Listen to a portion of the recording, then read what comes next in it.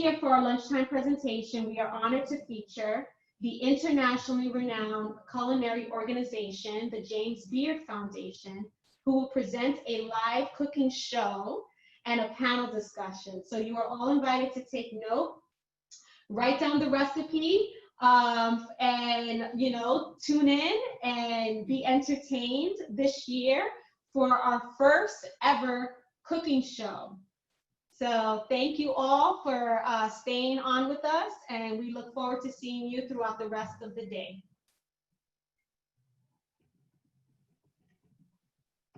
Hi, everyone. My name is Colleen Vincent, and I am the Vice President of Community for the James Beard Foundation.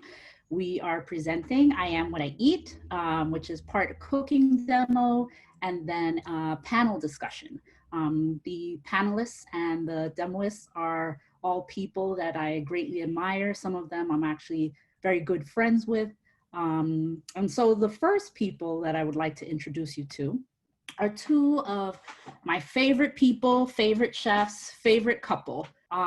So first, Chef Mavis-Jay Sanders, or as most of us call her, MJ, has cooked at Blue Hill at Stone Barns, Blue Hill, and Untitled in New York, later becoming part owner of the award-winning food truck Pico House in LA. She returned to New York as Director of Operations at the Brownsville Community Culinary Center, and in 2019 was honored as one of Star Chef's New York Rising Star Chefs. She is a James Beard Foundation Chef's Boot Camp alum, a Chef's Collaborative Scholar, and is frequently featured at New York's Queer Soup Night.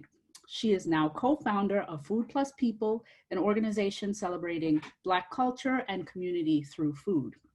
Joining her is Chef Sicily Sierra, who was a successful actress as a Power Ranger and was on the primetime family comedy One-on-One. After graduating from the Cordon Bleu, she started an internship at the LA Times Test Kitchen, after which she and her mother co-founded Pinky and Reds as part of La Cocina's incubator program. Chef Sicily wants to create a food space that fosters a space for the Black community to come together to enjoy one another's company over dishes that are an ode to her ancestry, an edible piece of culture deeply tied to place and family.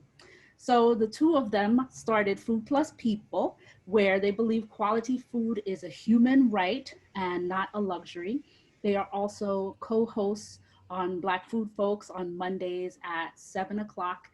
And please visit Food Plus People to enjoy some of the products actually that they make and sell. And so now I'm gonna turn the floor over to MJ and Sicily. And what are y'all cooking today? I'm just here for emotional support. Golly. Mavis is gonna do all the heavy lifting. Thanks, appreciate it. And Thanks for the I'm gonna blend some stuff in a NutriBullet. They ain't sponsoring us, don't say that name. All right, here we go. So what we're gonna do, we wanted to do something that was fairly easy and well-rounded, balanced, you know? So we're gonna have a couple of notes. We have a nice piece of salmon coming in from New Zealand. We have a black rice that we're gonna do, or forbidden rice, ooh, and kale pesto. Yes.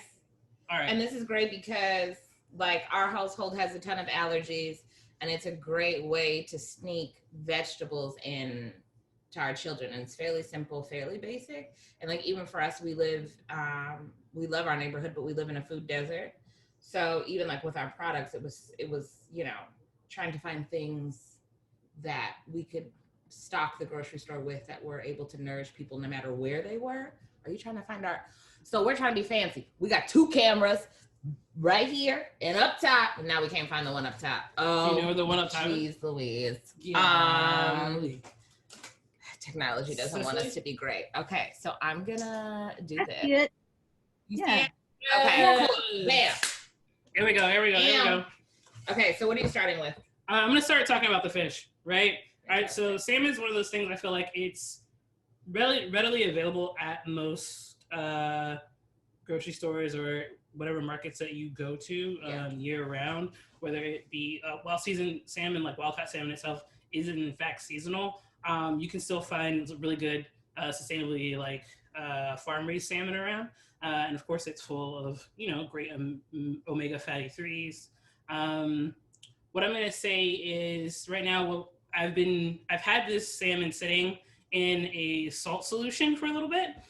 So it's just been about a tablespoon of salt per cup of water, and just let that rest in there. I'd say 10 minutes to an hour, no more than an hour. What's that gonna do? I think that was my question. Oh, my bad. Go ahead. Ask the question. Oh, what does that do? You ever cook a piece of fish? You ever cook a piece of salmon, and all of a sudden all that white stuff comes out of it? What that is it's called albumin, but it's actually protein in the fish, right? It's not, you can totally eat it. Everything's delicious about it. It's just not as sexy looking. So this is kind of a little bit of a hack, little tip for you. To hopefully the salt water itself, the salt denatures the proteins, and it'll help you out a little bit. So we're gonna take that out. And we're gonna, if you can see our camera overhead, right? We're gonna take that out. We're gonna dry it off a little bit. Do you want me to like Vanna White you and hold it? Oh, there! Look at Colleen. You better get it, girl. Get it? Yes, thank you. All right. So we're just gonna dry that off really well. I would give it a second, and let the air hit it for probably like five minutes or so. Remember that when you're doing the salt solution though, you want to make sure that you use cold water, right? We want to keep our fish temp down. So you want me to like? I was gonna be like magic of television. We're gonna talk about the rice, right? Yes, let's talk about rice. Okay, cool. Rice. I have this rice here. This is our black rice. It's called or some people refer to it as forbidden rice. Yep. The history of it. It used to be specially reserved for emperors in China, exclusively, and was also seen something that was like a treat to like high honor regard. Someone. Yeah, high regard for sure. It is full. For sure.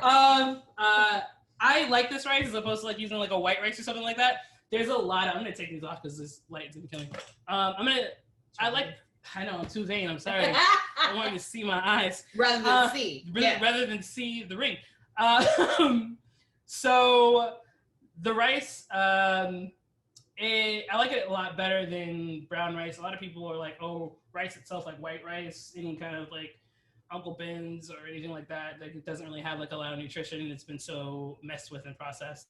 And then brown rice, people don't like. They find like it's unapproachable. They don't think it's as sexy. They think it's chewy, too hard, flavorless. Takes forever to cook. It never comes out. How you make rice soft and crunchy at the same time? I don't blame you. I blame the brown rice. So this is actually why I like to go to black rice now. Agreed. So it has a lot of nutritional properties. It's got great minerality to it. The flavor of itself is nutty. If you wanted to like toast it up or something like that, it would like really bring out those flavors before you actually started to cook it.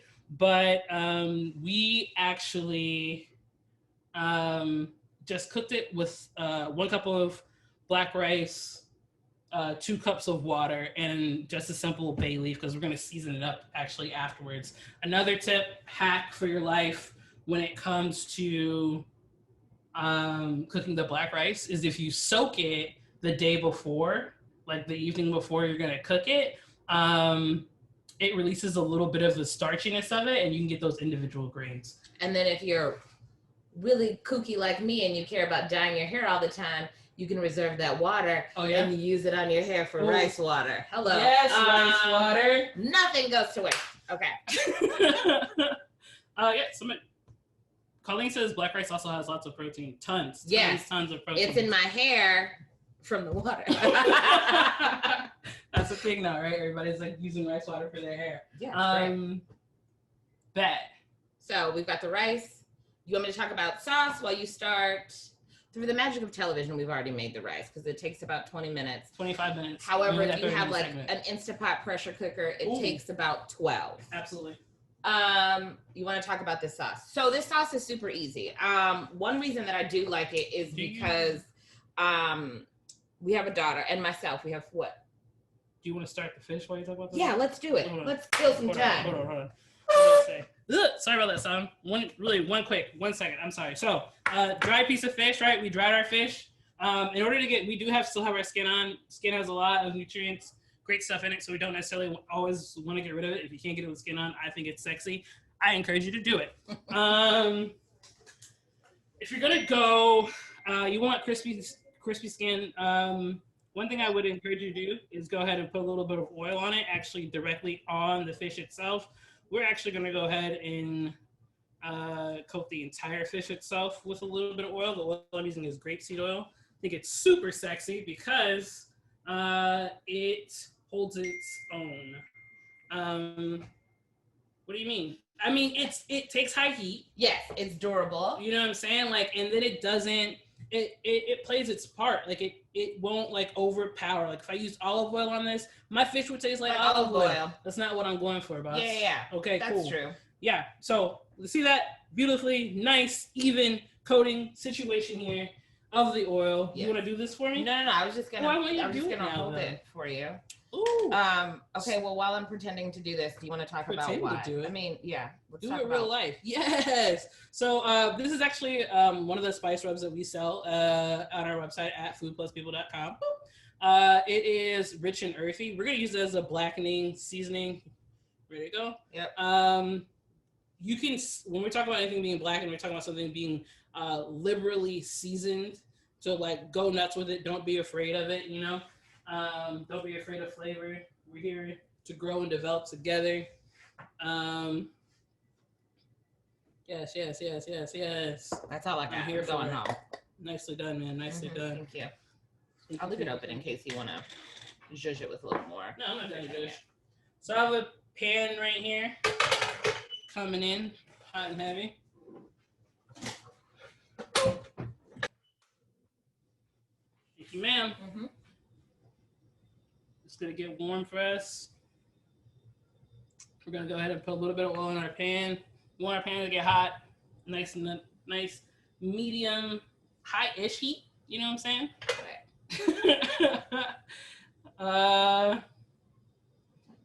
There you go. Yeah, we can turn that down just a little bit.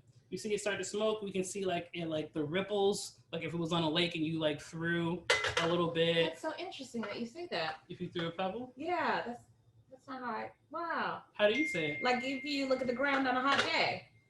Oh, okay. Anyway, you're fancy. You be at lakes. I just be walking down the street. Yeah. Like hot Georgia concrete. Yeah. Well, yeah. Yeah. Is that what you're going for here? Yeah. All right, cool. So we're gonna grab our fish. We're gonna go skin side down, presentation side down, right? We're gonna cook it first because we're gonna have the most control over this fish, this side of the fish. Anytime you're cooking any kind of protein, the side that you're gonna put up to present to people, make sure you put that side down first. We've got a nice coating of oil. You can see the heat coming off just a little bit, and I'm just gonna place it gently. I'm actually gonna go away from me so there's no mistakes of me burning myself. Yeah, so let's talk about that too for the people who feel like I'm about to die putting this in their pan. She dropped it away from her, so if there is an upsplash, it goes towards our children and not, no, I'm just kidding. Towards the backsplash of the stove. Another thing you can do is be very mindful, and you can always not necessarily with fish, but you can lift your pan and tilt the pan away from you and drop it down in there because all the oil will travel to the opposite direction, and you also don't have to worry about the upsplash. Right. And you're not worried about whether or not there's oil in the spot. A lot of people they think about the oil, they think about it sticking. You don't have to really worry about that in this situation because you already put the oil on the fish as well. So your skin is good and coated. So God willing, we won't lose any. Oh, yeah. I hope not. Okay, here we go. Okay. Sauce. So, we have children. I say children, but me too, because the reality is I don't participate as responsibly as I should. If we are what we eat, I need to stop eating the things that I'm allergic to.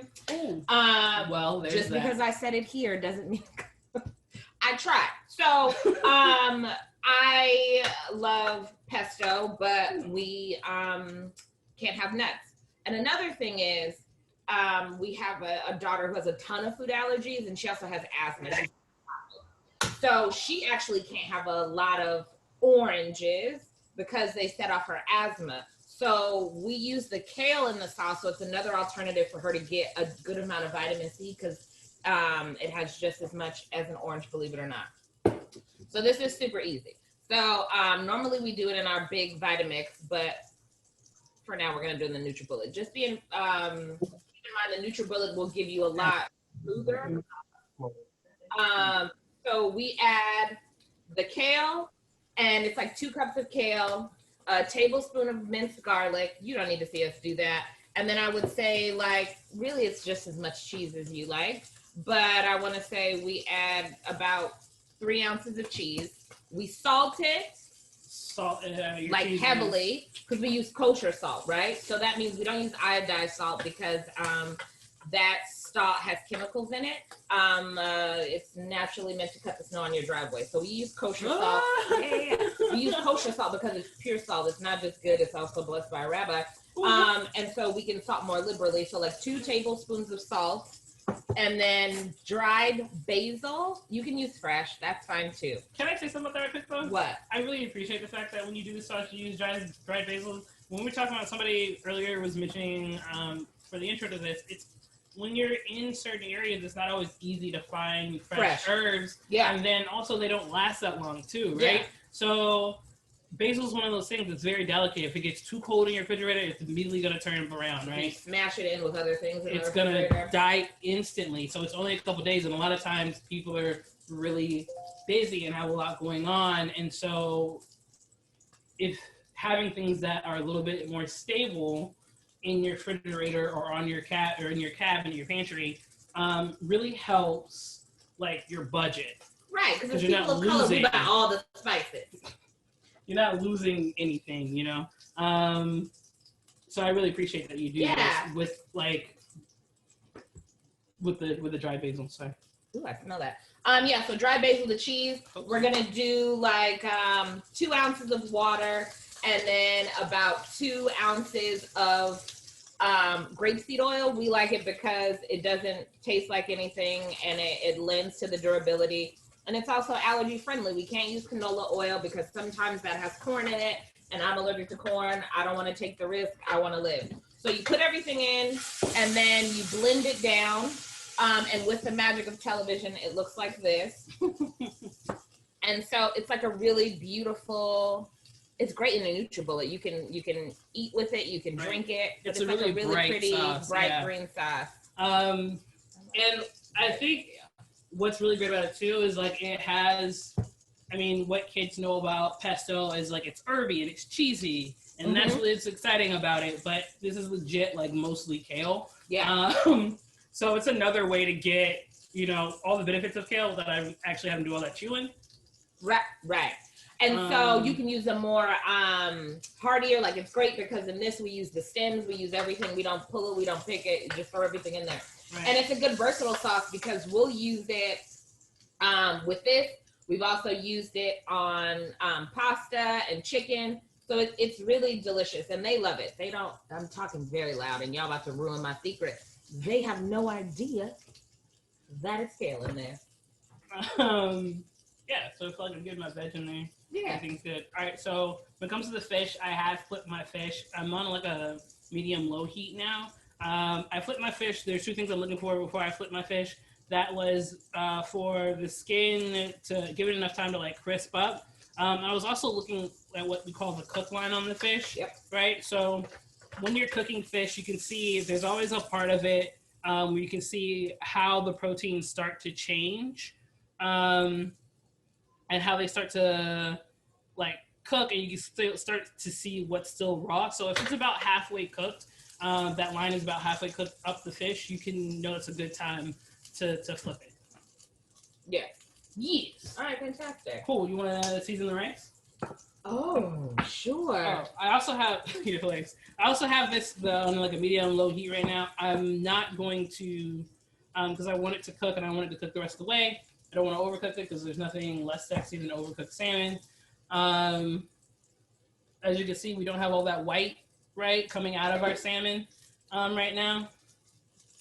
I'm trying to like do a... Oh, you're trying to do like a fancy, here's the hot side. So let's pull out the bay leaf, friends, because it's not good on your stomach. and then we're gonna just fluff it. And I do like this recipe because we've used 2 dishes, maybe 3 if you count that pan that the fish was in. And so we're gonna like season this rice right in the pot because so our child doesn't have to wash 800 dishes at the end of the night. You know what I'm saying? Let's keep it simple. That's why I think people also feel a bit apprehensive to cooking sometimes. Yeah, for sure. Because not only are we dealing with so many steps, we're dealing with so many pots, so many pans. Make your life easy. Soak the rice in the pan, then cook it. What, you know what I'm saying? Like, you be great and make good decisions and use wisdom. My wisdom is I don't like a lot of dishes. All right. So the cool thing about this hot sauce is it's got peppers and fresh herbs in it. So this is a great alternative to seasoning it and like adding a ton of salt and pepper because it's got so much flavor in it as is. But without it being extremely hot, yeah. Right? Like that's one thing that we've gotten a lot of feedback about the hot sauce itself is that it's not overwhelmingly spicy, right? Or vinegary. Mm-hmm. Yeah. Acidic? I don't know. I'm owning these words. So now we're super fancy, we're super cute, everybody loves it. You know what I'm saying? It's a fairly easy, complete meal, well-rounded, a lot of good flavor, balanced situation without like too much technical prowess, right? Oh, technical prowess. Wow, that's fancy. I have a tray right here. You can use a plate or something like that with a paper towel because when we plate this up, I want to keep it sexy. Meaning that I want to give it a second since it's been sitting in this oil. Gracias. Uh-huh. I want to give it a second to let any extra oil on it come off. Before I plate. Cool. Yeah, you don't want to be eating it and then all of a sudden feel like you got like a ton of lip gloss on. Yeah, that's one way to do it, lip gloss. All right. You want to do this? So excited for you. To do it. No. You want a big spoon, a little spoon? I'm always big spoon, you know what I'm saying? Wow. Guys. Anyway. So if you see it, it's pretty thick. I'm like, where am I at? Right there. Oh, that's nice. I like that a lot.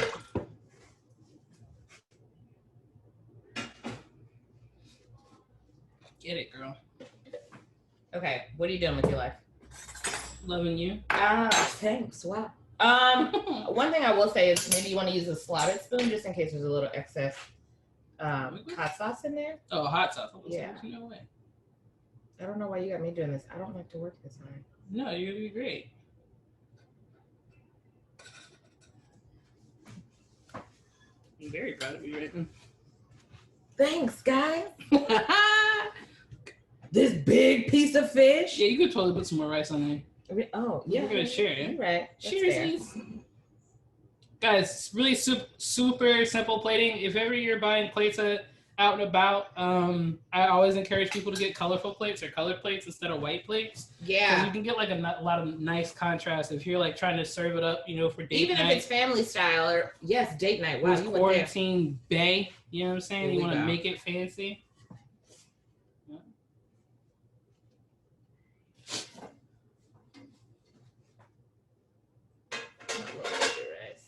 No idea. I should have turned it sideways, but I really just was caring about eating it. To be honest, I'm hungry. I've been eating brownies from God's love we deliver all day, guys. I'm hungry. So here we are, friends. Yes. Well, there you go. So much for that. I should have turned it this way. Or just put it up to the thing. Yeah. All right, cool. Sure. Yep. So are there any questions? Do we do that, Colleen? Do we need any questions? No. Emotionally, how are we feeling about this salmon? Well, somebody did ask a question about like a garnish, like putting fresh basil as a garnish on the dish. Yeah. And when would you do that? I mean, okay, so garnishes, first of all, I'm a person that like, if it's not in the dish, don't use it. You know what I'm saying? So fresh basil is a great idea. You can put it over your rice.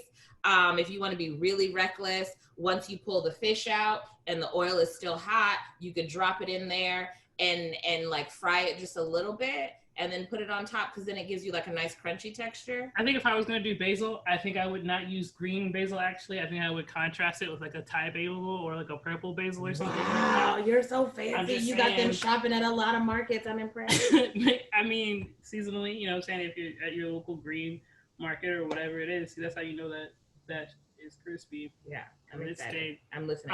Sorry. And I would like add that to the top and only small sprigs, because nobody wants to take a big bite of floral at one point. You don't want to like kill somebody's palate before you hit them with dessert, you know? Because that's real too. Just because you like a lot of flavor, if you're feeding other people, you have to be mindful that like not everybody likes an aggressive item. Yeah, for sure. Speaking of which, actually, salmon can be aggressive flavor, like it can be aggressively flavored fish, but also depending on where you live, it can be a pricier fish. Are there other fish that might cost a little less that stand up with this? Absolutely. Yeah.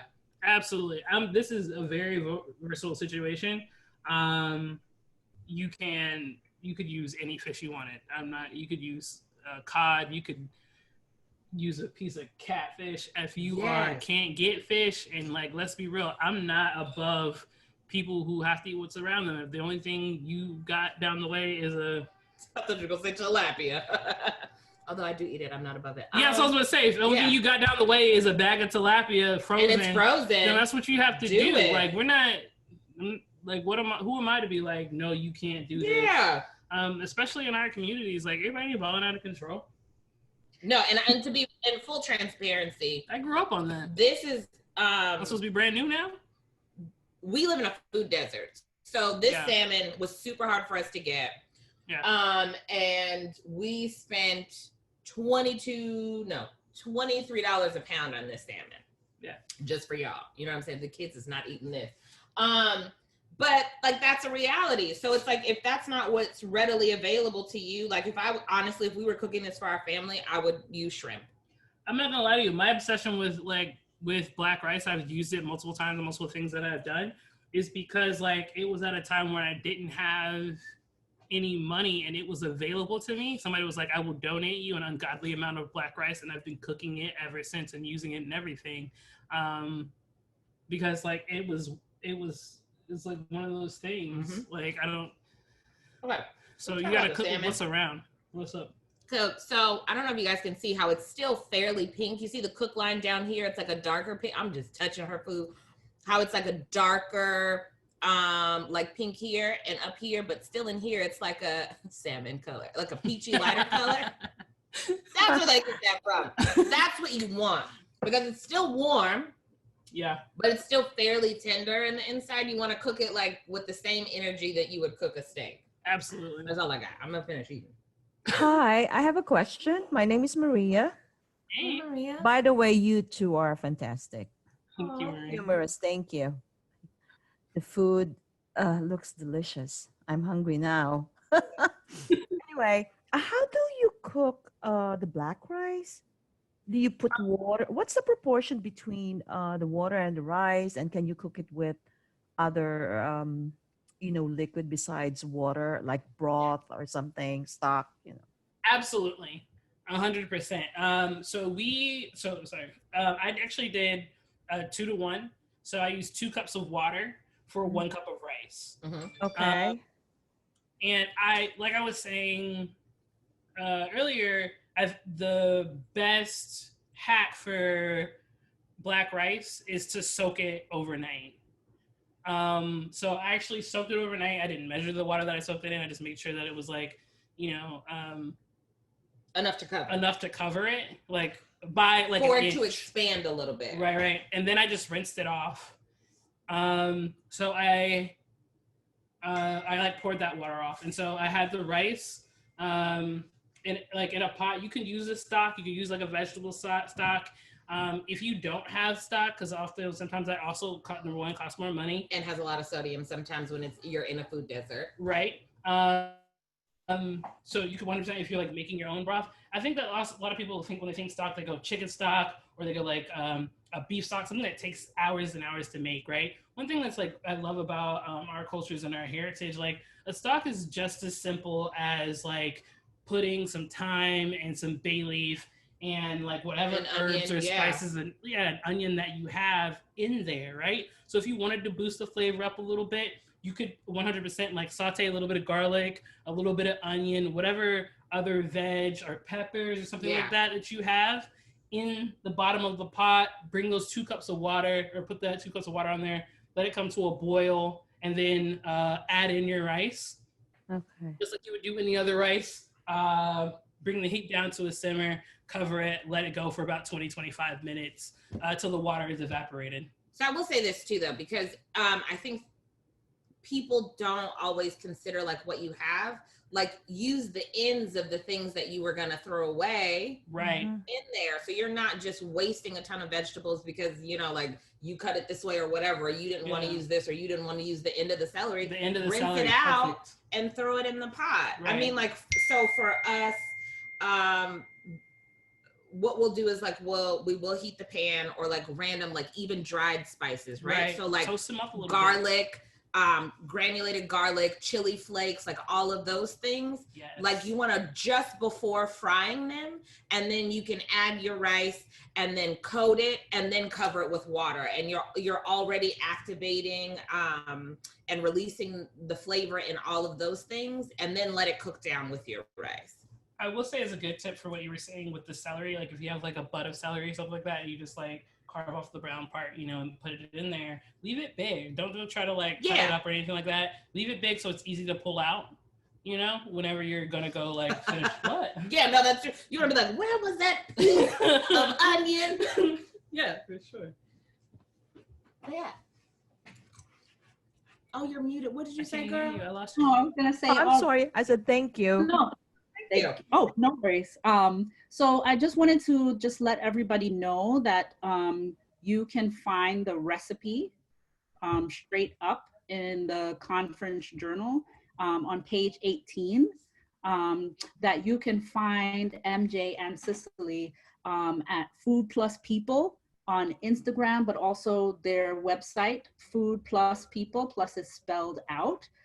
They also have been doing pop-ups all over the city, and they do actually a really lovely show on Black Food Folks on Instagram on Mondays at 7 o'clock. And this is them without cocktails. So they sit, they have cocktails, and it's a lot wilder than this.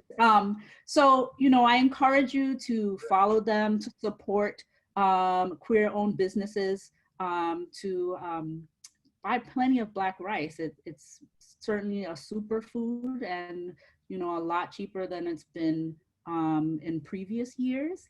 And I'm gonna put the IGs and social here too. Yes, I will do that. And so MJ and Sicily, I wanna give you a big round of applause for that amazing cooking demo, amazing, informative, and fun cooking demo. And so I'd like to switch to the panel discussion, which I'm very, very excited about. So we have, sorry, I just need to put my notes on the screen. So our first panelist is Chef Shawn Benjamin, who I actually had the pleasure of meeting as he has cooked at the James Beard Foundation numerous times.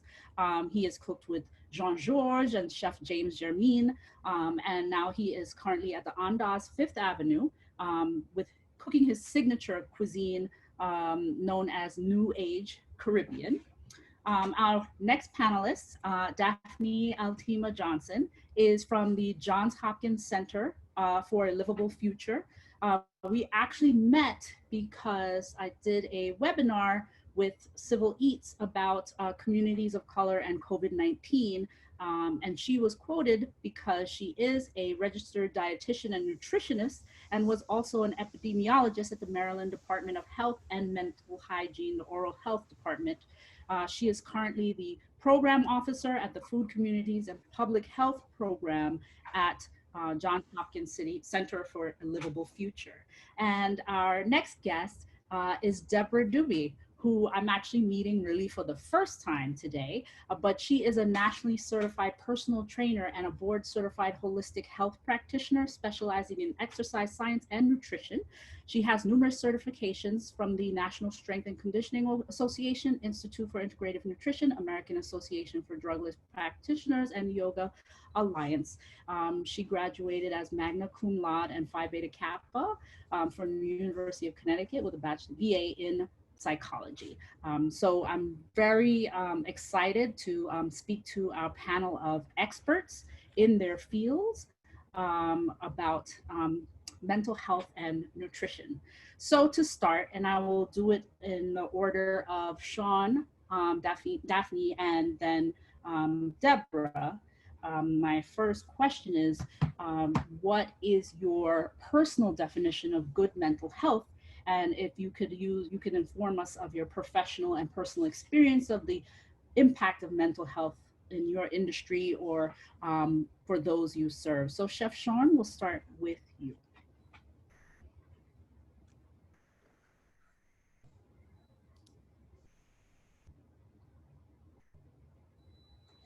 Can you hear me? Okay. Hi, good afternoon, everyone. Chef Shawn here. Definitely. Yes, we can. Okay, when I heard your conference and it was kind of understanding the whole process of food, mental health, and self-awareness, for me, there's totally a triangle effect of that. When I say triangle effect is basically, I use the analogy of our bodies like a car. So most cars, if you have a high-end car, you want to put a high fuel in there. And we as cars, we have to use the right nutrients and resources in our food for our bodies. And that all stimulates into our emotion. And I've learned that in the past, if you have a high sugar intake, it might lead you to depression because of your insulin. And again, is how you eat and where you eat and what's available for you. And as a chef, I'm aware of these things. And even with COVID right now, and this pandemic, a lot of people are at home, they're eating and they want comfort food. And that also stimulates your mental health, what you eat, what you're feeling for, your cravings. And that also could impact your sleep. So I'm very, as a chef, it's important the right ingredients and people always say food is medicine. And I try to practice that. And even the little herbs like bay leaf, thyme, there's nutrients in there, and even cinnamon and turmeric. If you use fresh turmeric, it's like I look at it like recently I made a soup, and it's like you put the star anise, the cinnamon sticks, and you're like, wait a minute, this is almost like making, according to back home I'm from in St. Lucia, they call it bush tea, but it's in form of a soup. So definitely I can relate, and I totally encourage people to be mindful what they eat, because think of yourself as a car. You want the high fuel in there. Thank you, Shawn. Daphne? Yeah, so it's a great question. And especially as Chef stated, you know, I do believe in the triangle as well. My triangle is different for me personally. When I think about a good mental health, right? You think of the triangle, I think about the mind, the physical, and the spiritual as well. If my mind is not okay, my physical is not okay. And definitely spiritually, I'm not okay as well. And within that triangle, if you look in there, is what you put in there. So food is thy medicine, right? He mentioned bush tea, bush medicine. I'm all about that because of my culture. But, you know, it really is. But, you know, they're intertwined. If one is in balance, if one is not in balance, you're not going to be okay. And so for me, when I think about good mental health and what I'm struggling with, you know, especially right now with when you have, you know, children at home, you're doing virtual learning, you're working from home, and you have everything in your environment that's affecting you. So it's really hard to find that the balance, you know, to keep that spiritual aspect, you know, which, you know, so focus on what you're eating, what you're putting in there so you can have good physical health, and then to just take care of your mind. You know, I'm big on, you know, Oprah, you know, she's our God. And you know, and I think about Deepak, you know, I follow him a lot, and what I'm trying to focus on right now when it comes to the mind is that, okay, you're thinking of it, you know, you think about meditation, remove it, the negative thought, the negative energy. So I'm really now just starting to, you know, what you put in your mind is what you believe. So it's now a lot with what's in our world and with what's going on, and trying to do that. And especially when you, in our industry, when you do counseling, you're dealing with people that have a host array of, you know, food issues. And what brings it about is usually something is not up with the mind, something is not good with your physical health, you know, and which allows you to eat too much, eat too little, or not eat what you need to eat. So you find like a lot of people that we work with, we deal with, are just having, you know, this tossing and turning, fighting with that balance and trying to figure out what to do. Okay. Thank you, Daphne. You're welcome. Deborah? All right. Thank you so much for having me. I thought about this question. No one's ever asked me this before. And I thought, wow, well, that is like, could go in a million different directions. But I think for me, because you were asking for us personally, I think it's really about the ability to access and be aware of the whole spectrum of your emotional palette without getting stuck in it, without trying to avoid it or getting run over by it. Because for what I do, which is coaching, I think that that's really what I see the most. You kind of asked, you know, how does mental health show up in our field? And I think in my field, which is, you know, personal training and nutrition coaching, it shows up a lot as shame. And that shows up sort of in two distinct ways, with either body image disorders and or disordered eating and eating disorders. So I think those two things are related, because when my clients, whether with my own health or whether I sometimes often actually need to refer out to a professional, being able to acknowledge what they're feeling and access it and then let it go. Kind of what Daphne was talking about, you know, being able to be aware, like, I'm feeling really ashamed right now, or I'm feeling really sad. Name it, experience it, and move on. That to me signifies a really healthy person. Mentally. Thank you, Deborah. And then my next question, and you can choose to answer, but you've all seen the question, is what are the barriers to mental wellness, particularly in BIPOC communities, so Black, Indigenous, people of color communities? I can start with that, because that's it's something I follow. It's really kind of personal to me, because my sister is a therapist, but with our culture being of a Haitian background, there's a lot of, you know, you say mentally you don't feel good, you know, they think, oh, they're crazy, they put you in something. And with, you know, in a category, but with the Black, Indigenous, people of color community, it's kind of similar. There's the barriers, you know, there's the stigma associated with mental health, and there's the access issue, right? They don't have access to good mental health expert. Or fear, because we don't trust outsiders that are experts, you know, to bring them in, because, you know, people of color, we do know how we are treated in the healthcare system. And then there's the lack of education, right? You're not informed. Someone said, okay, you know, like Deborah said, I'll recommend someone out. More or less, a lot of time with food, when it comes with food or physical health, sometimes it's really about the mind. But we're not informed about what's good, what's bad, but we can't really trust or know what's around us. So, you know, people sometimes just don't know. So we got to educate and understand that. But I think in our community specifically, stigma, fear, and access is huge. It really is. And it prevents us, you know, from really getting the resources that we need to address our mental health. Shawn or Deborah, did you want to add to the particular question? Sure, I'm happy to chime in. I mean, I you know, I obviously am personally from a different community, but I do work with people of all kinds.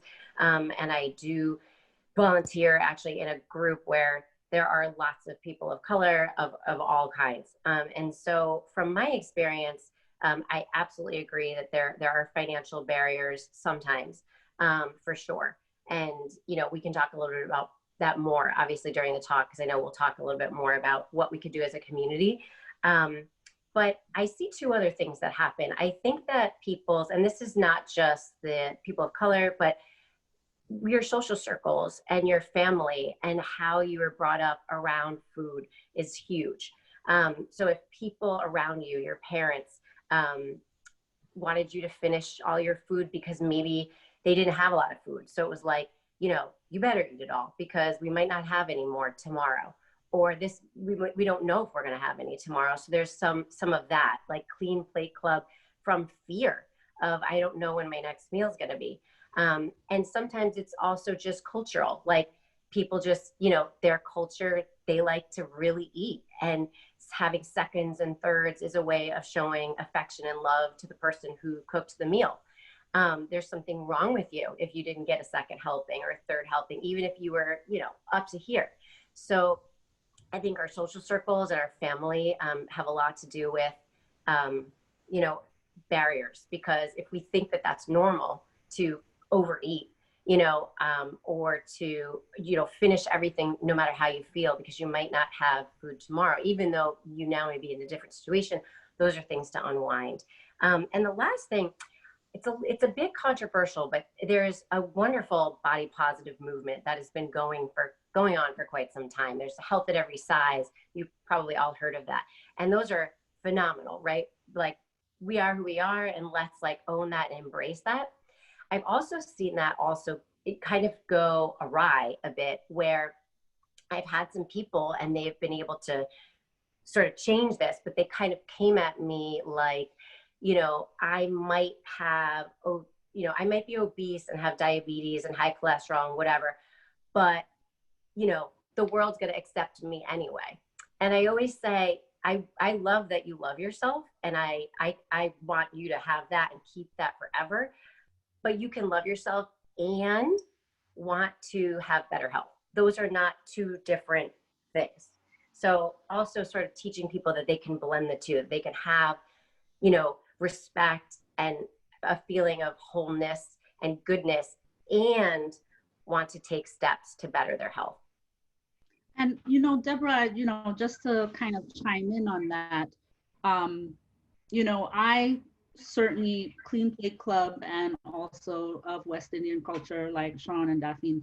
And, you know, quite frankly, the way that people eat now is still not the way people ate then, because in the islands, you know, people are walking up and down the place, the food is fresher, you know, it's not like everything is fried, like it's not that kind of thing. And so there's like there is a standard of beauty and of ways that were brought here, let's just put it that way, or brought into the modern age, we are still not, we don't have the same eating conditions. We don't have the same, like, we're not doing the same amount of actual labor as our ancestors. And so, yes, that's an old way of thinking that's kind of been brought into the fore. So, you know, Shawn, I'm gonna ask your opinion on this because you are a chef. And so your job is to make things palatable to people, right. But you're in a St. Lucian, but you live here, like you have a very personal experience with this. So, you know, let's talk about this particular aspect of like old ways and new ways and how to kind of bring them together. Definitely I can identify and relate with this situation in terms of the community. And like, even with me, I struggle. Like, I'm hungry, I think of comfort. And comfort to me is rice and peas. And, you know, if you want it ready available, you just go to the store. And I like, in my mind, like, I may go to Trader Joe, I may pick up a pack of quinoa or farro and stuff like that. But I wish that other restaurants would have that option to give that option. Yeah, you could have your rice and peas, but at least you could substitute it with quinoa in terms of offering that. And I don't think it's hard based on restaurants or other chefs to do that. But I guess their mindset is like comfort food, stick to what they know. And if I had the option of own my own restaurant, I would definitely have the option to offer people quinoa versus rice. But as the segment earlier, with the black rice, I've used that often because it's high in protein and fiber. And that also counterbalances who you are as a person. And something I always relate to, just to tap back to Debbie, she's a personal trainer, is like, your gut is like your second brain because it houses a lot of bacteria. And then in terms of what you put in there, it could relate to your mental health and your brain function because there's a lot of toxins in there. And that's what we're trying to avoid when we eat clean. And especially with diabetic, that's like a big issue in our community because we eat upon starch, upon starch, upon starch. And like, even with this whole pandemic with COVID, I think it exposed a lot in terms of our dietary. And we have to think about twice what we eat and how the consequences could be. And I love mac and cheese. And you think about it like, like, how could you relate? How could you make it more healthy? And maybe you could have it once in a while. But then there's other options where you could actually use cauliflower, make a cauliflower puree and make it more creamy instead of using cheese. And I wish there was like something that you could show the community as a whole or make them taste it to realize, hey, it's similar, it's just different ingredients, but healthier. I'd love to usher that, like maybe in the near future, but definitely I relate that where I see it sometimes, you know, somebody wants a nice meal, but they want the mac and cheese, they want the rice, they want the yam, the ground provision. I figure you just stick to make it balanced if you want the ground provision and the vegetables. And I think another lesson is like not overcooking your vegetables. It's like, I mean, it's amazing what this whole pandemic has offered in terms of people and being aware. And it exposes a lot, and a lot of people are more aware.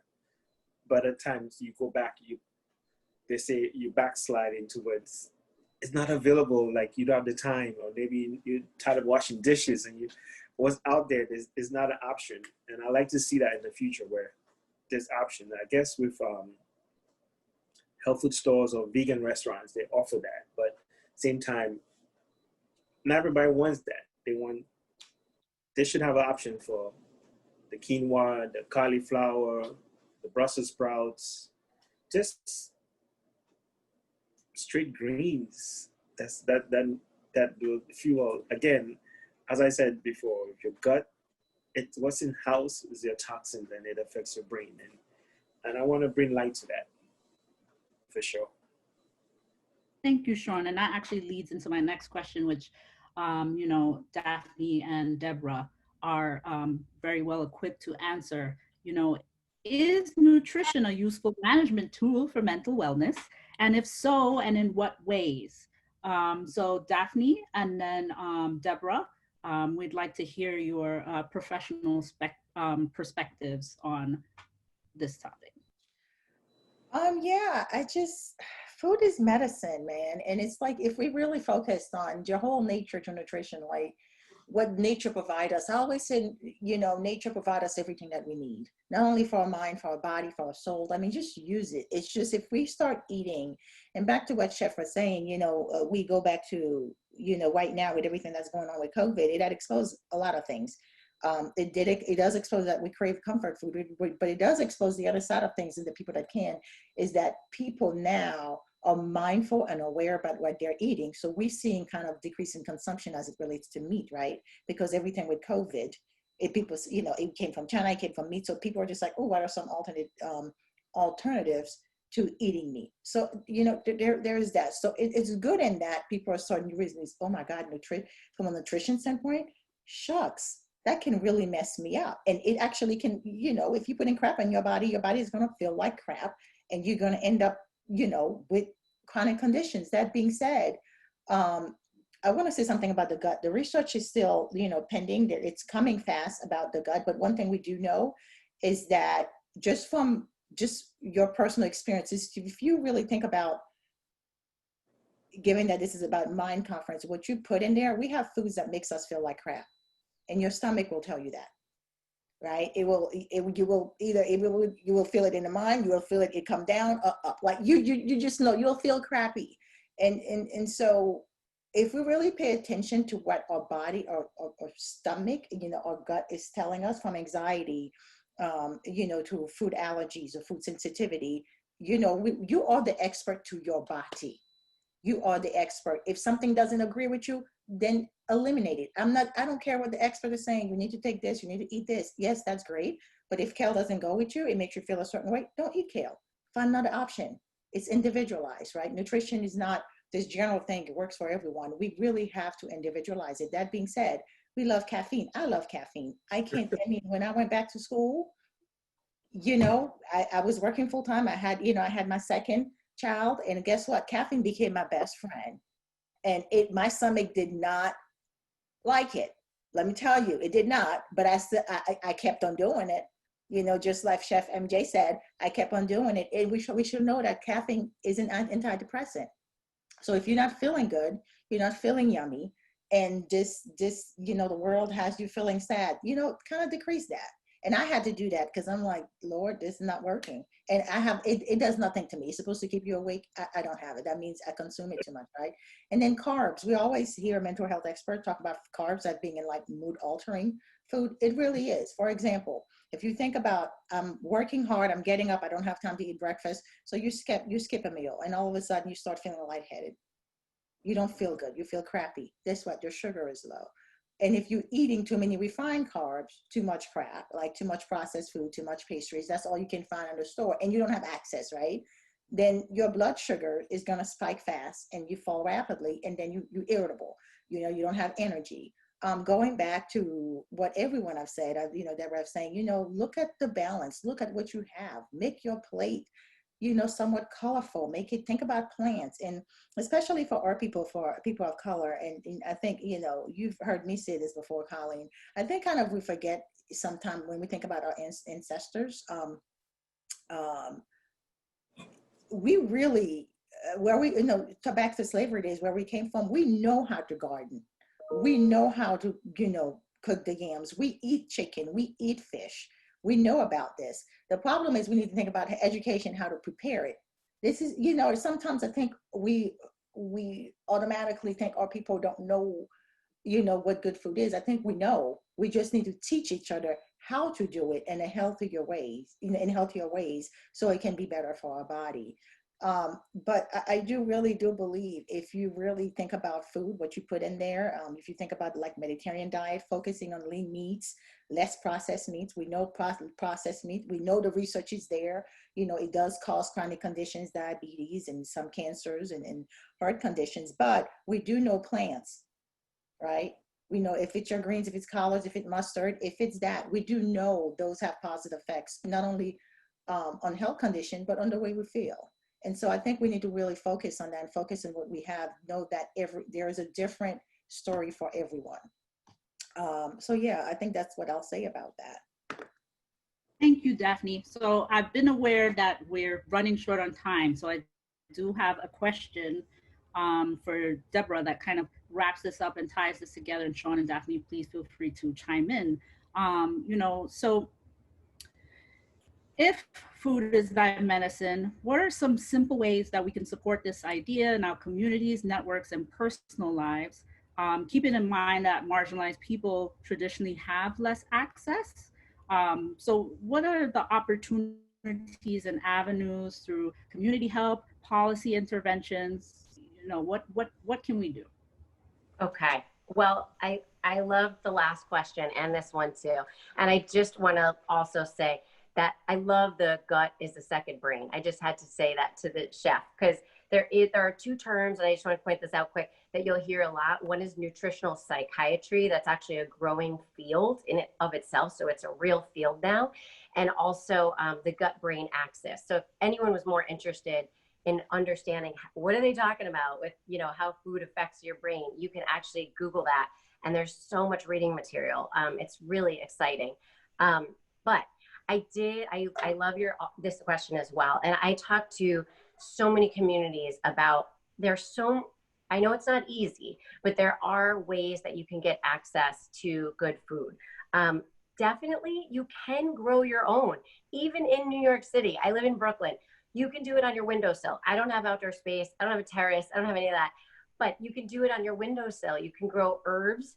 And there are even, some people can grow certain vegetables inside. That is not something I'm amazing at, but there's so much information on growing your own. If you're just like, oh, I don't want to do that, you can join a community garden. There are community gardens all over New York City. I was like, what's the website?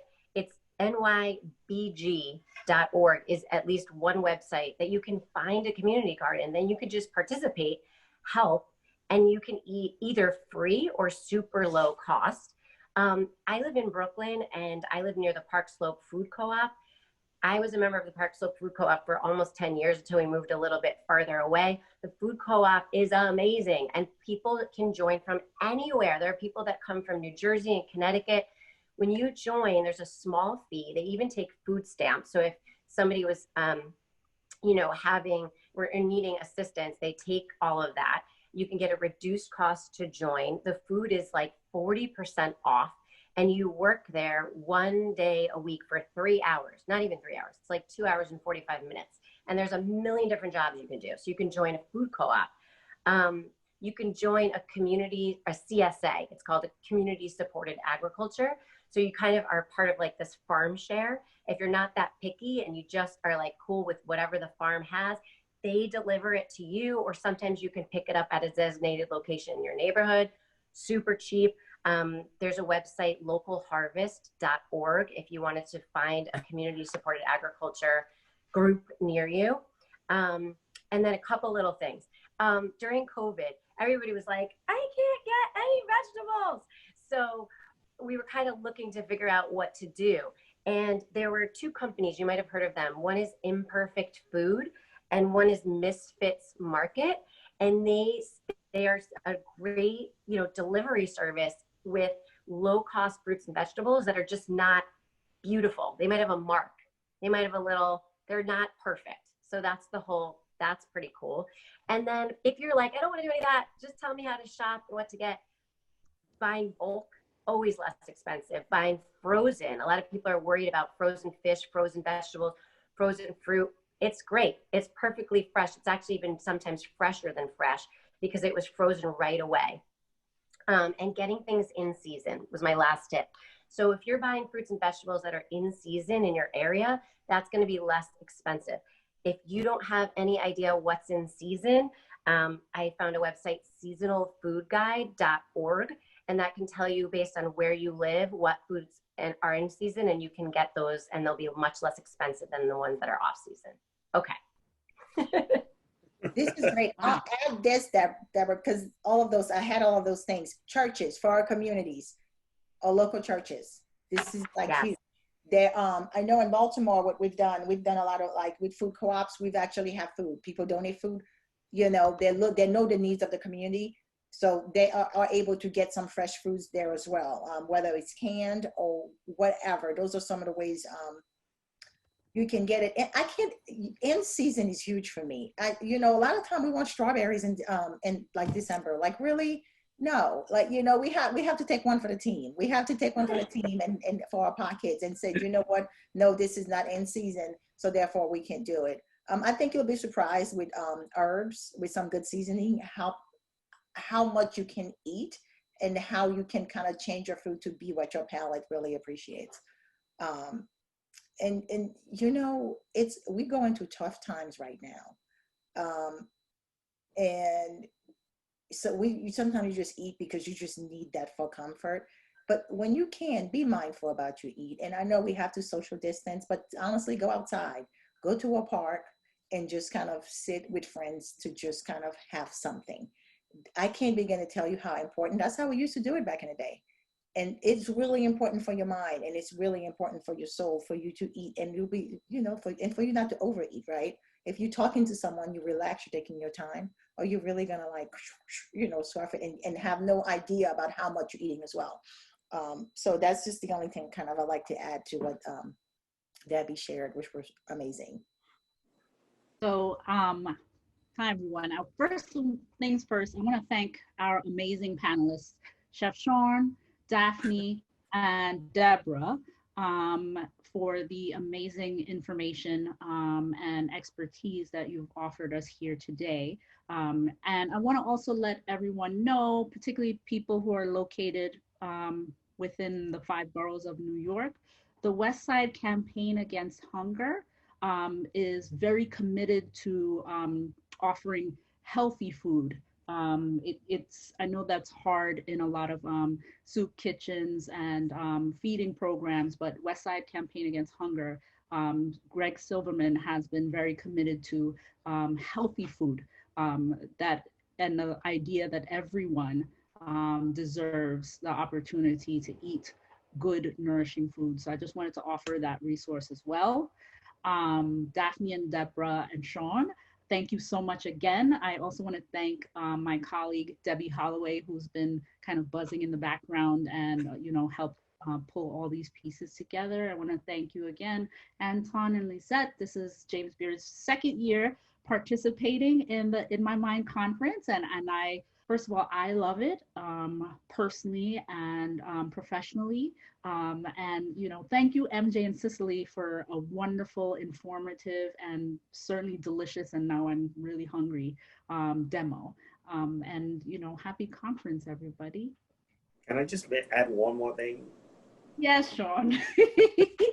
No, I just realized based on food, there's this program now in different, I live in Bed-Stuy, so there's different, in terms of food relations and people can't afford great ingredients. There's actually a communal fridge where people actually, whatever you need or excess stuff that you have in your refrigerator or you bought, you could actually put it in the fridge and somebody else could come get it. So I've seen it in different neighborhoods like Crown Heights, Bed-Stuy. I think there's one in Park Slope. But I think if you could have that trickle effect with that community fridge, it'll be work. I also saw it in New Jersey. So something like that, you can look in your community if you want to offer or you want to receive. That's all I want to say. Oh, thank you. Thank you, Shawn. That was really awesome. That was really awesome. And so now I will turn the floor back over to Anton for the next segment. I believe that the next panelists are chiming in from tomorrow. I think that's what Anton said. Yeah. So thank you again for the opportunity.